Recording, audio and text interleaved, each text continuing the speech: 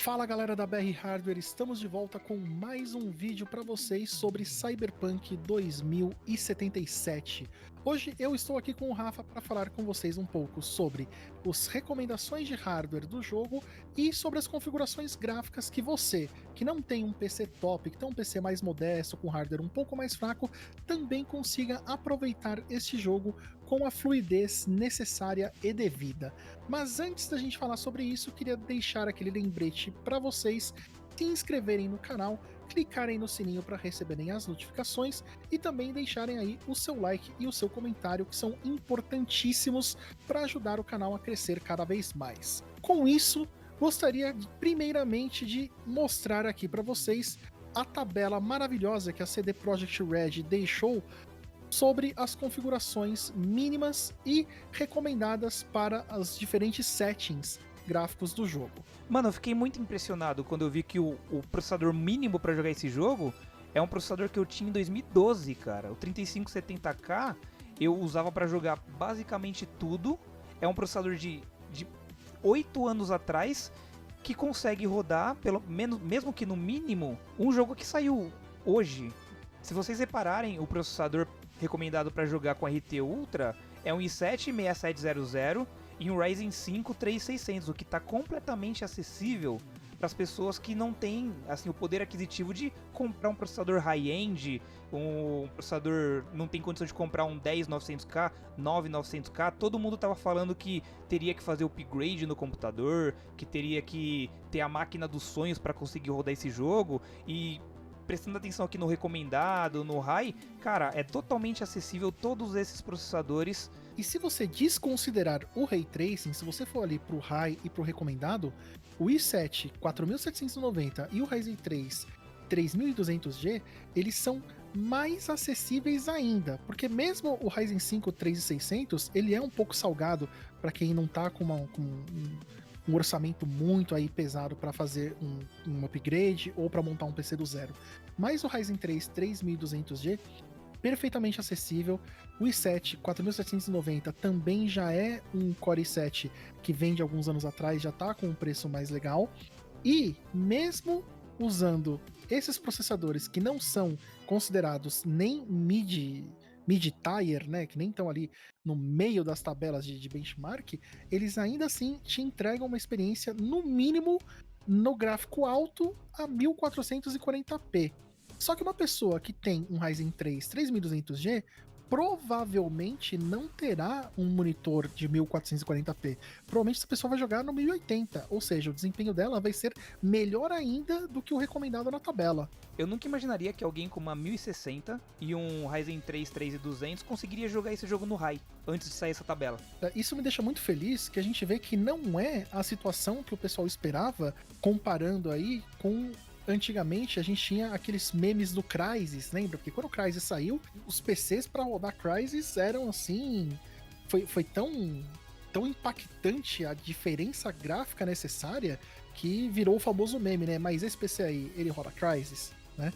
Não é essa situação que a gente tem com o Cyberpunk 2077. Claro que você quer jogar 4K no Ultra, 60 FPS, com Ray Tracing no talo, Caramba 4, ok, você vai ter que desembolsar uma grana federal para conseguir uma RTX 3080 e tudo mais. Mas dá para jogar perfeitamente em 1080p. Você não precisa de Ray Tracing, você não precisa de uma poça d'água bonitinha com reflexos para poder se divertir com o jogo. Eu fico muito feliz de ver que um jogo que tem um requerimento tão alto no Ultra com Ray Tracing, ainda assim pega uma abrangência até para os gamers que têm consoles de uma geração para trás e PCs mais modestos.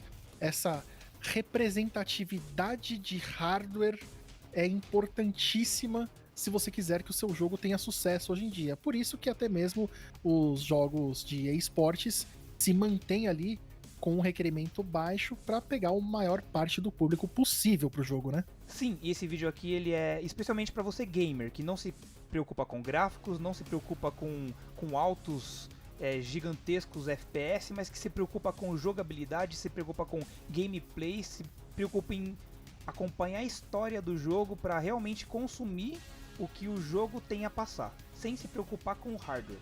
Claro que se você tem 40 mil reais pra montar o PC dos sonhos e tudo mais, esse vídeo aqui não é pra você, cara. Esse vídeo é pra quem se importa em jogar e não tirar screenshot. Porque, gente, uma coisa que precisa ficar claro é que Ultra é pra você fazer vídeo bonitinho, é pra você tirar foto, não é pra você jogar. Frame rate é mais importante do que qualidade gráfica, a não ser que você tenha 50 mil reais pra montar um PC. Pessoal, lembrando que se você tem um PC para jogar, se você quer um PC gamer, se você está focando sua máquina para jogos, ali no requerimento mínimo tá 8 GB, por exemplo, então às vezes não é interessante você ter um pente de 8 GB porque o seu computador não vai estar trabalhando em dual channel, tá bom? Seu computador vai estar trabalhando em single channel, o que vai praticamente dobrar a velocidade da troca de informações entre o CPU e a memória RAM.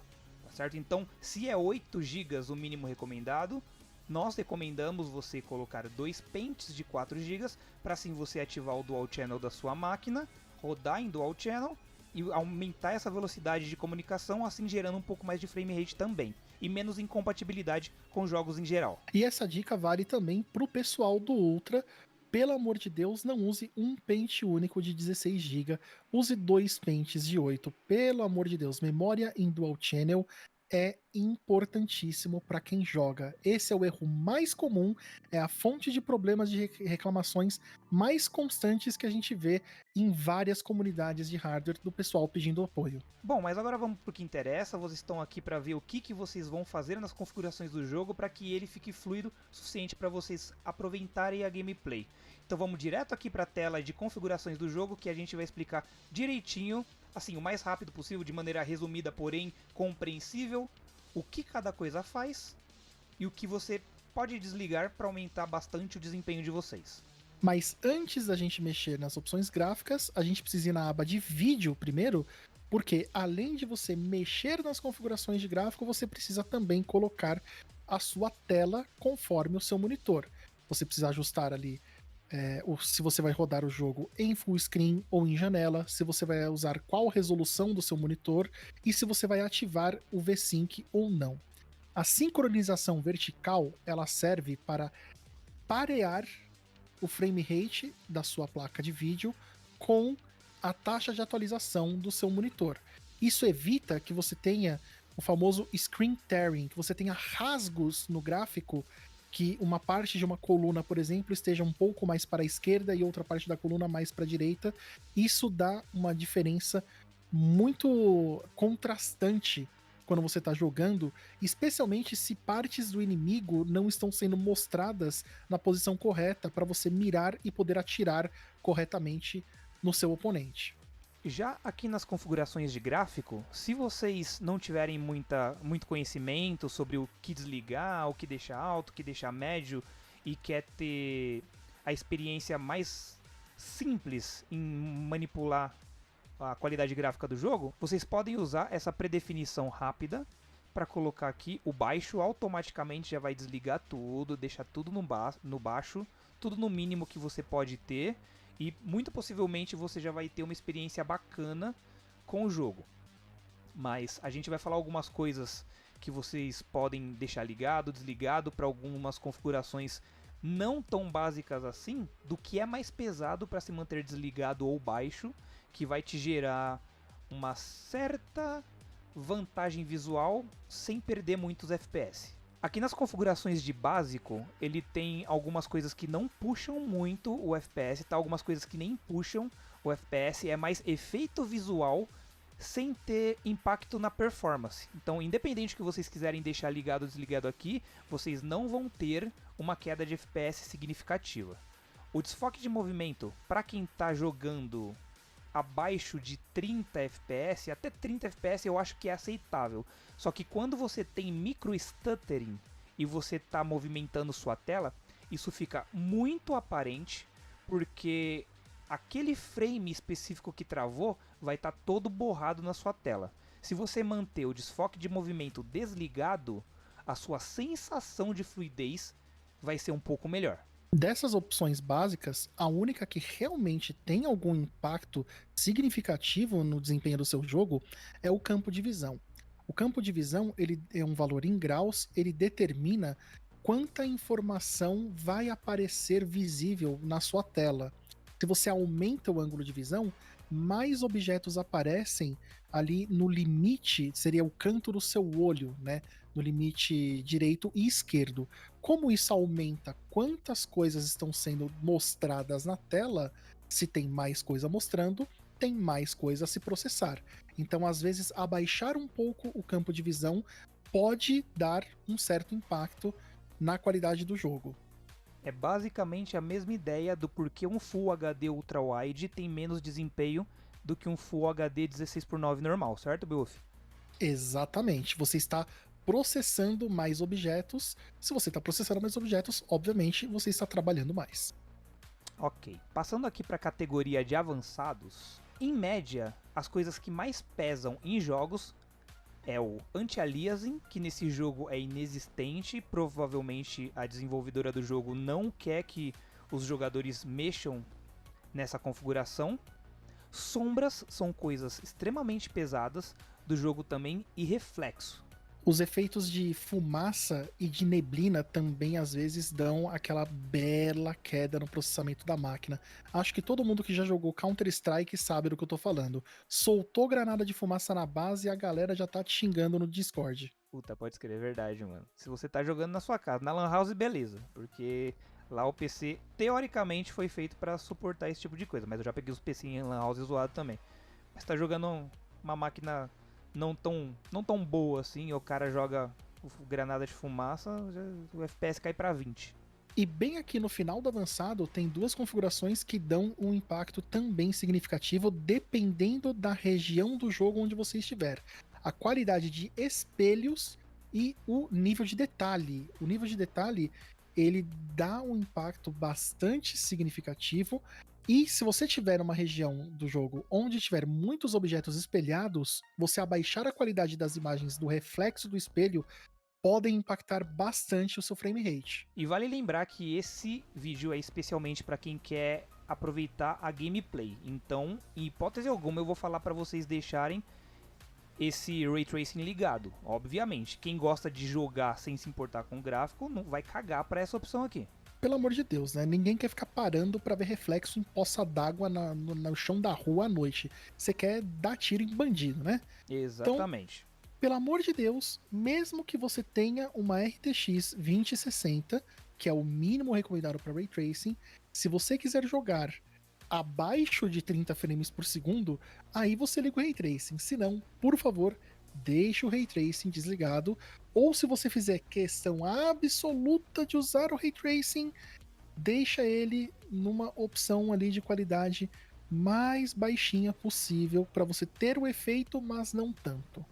Mas focando nessa mesma pessoa que tem a 2060 e quer focar em desempenho, já que você tem a categoria com Tensor Core, o DLSS pode ser uma opção interessantíssima para que você aumente o desempenho do jogo, né, Beowulf?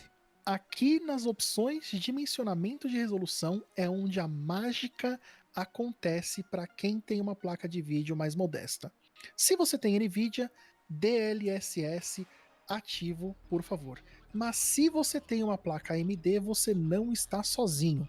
Você tem ali o Fidelity FX, que você tem tanto o dinâmico quanto o estático. É a mesma opção de DLSS, só que para quem tem placa AMD. O que faz o dimensionamento de resolução? Ele vai pegar a interface do seu jogo e vai manter ela na resolução da sua tela, certinha, bonitinha, e vai pegar pontos específicos do gráfico e diminuir a resolução que está sendo mostrado para garantir que a sua taxa de quadros, que o seu frame rate não caia drasticamente. Aqui no caso da AMD, com o Fidelity FX, você tem a opção de deixar a alteração dinâmica, ou seja, ele vai abaixando a sua resolução à medida em que ele detecta a queda de quadros, ou você pode deixar ele estática. Ele abaixa a resolução permanentemente para um nível que você coloca ali em %, né? Você coloca quantos frames por segundo você tem como alvo e o quanto você considera plausível abaixar a resolução em porcentagem. No meu caso, usando uma RX 550 de 4 GB, eu consegui deixar o jogo perfeitamente jogável com uma resolução mínima de 50% da resolução que eu estou usando, que é 1080p, com o alvo de 30 frames por segundo. Usando o Fidelity FX na opção dinâmica, ele consegue me entregar, mesmo nas partes mais populosas, no mínimo que eu consegui aqui registrar, 28 frames por segundo, o que eu sei que para quem gosta de jogar uma coisa mais fluida, torce aí um pouco o nariz, mas é melhor jogar em 28 e 30 do que simplesmente não jogar, né? E que fique bem claro que a fluidez do jogo de 28 e 30 é muito maior do que a fluidez de alguém que joga 60-30, com queda para 30, 60 queda para 20. Então essa configuração deixa estável o suficiente para que você jogue algum jogo, por exemplo, de console até 2018, 2017, perfeitamente bem, sem sequer lembrar que jogos de PC chega a 60, 100, 120 FPS. E com isso, nós garantimos com essas dicas todas, depois de tudo isso, que você vai ter uma experiência próxima, pelo menos, de um console, que você vai conseguir aproveitar Night City e o mundo de Cyberpunk 2077, pelo menos de forma agradável. Você não vai ficar sofrendo com quedas bruscas de resolução ou quedas bruscas de taxa de quadros e vai conseguir deixar aí a sua marca no mundo de Cyberpunk. Mas como não somos o dono da verdade, só estamos passando para vocês o que nós conhecemos através de todos esses anos de hardware barra jogos e o que a gente conseguiu verificar jogando que foi a melhor configuração para nós. Mas e você? Tem alguma configuração diferente que você conseguiu ganhar um pouco mais de desempenho que ficou faltando nesse vídeo? Deixa aí nos comentários, inclusive também se a gente conseguiu ajudar você a deixar a gameplay mais fluida. Não esqueçam de se inscrever no canal, ativar o sininho de notificação para que você não perca nenhuma atualização ou o próximo vídeo. Eu sou o Rafael. Eu sou o Beuf. E nós ficamos por aqui e vemos vocês no próximo vídeo. Falou! Falou, povo! Abraço!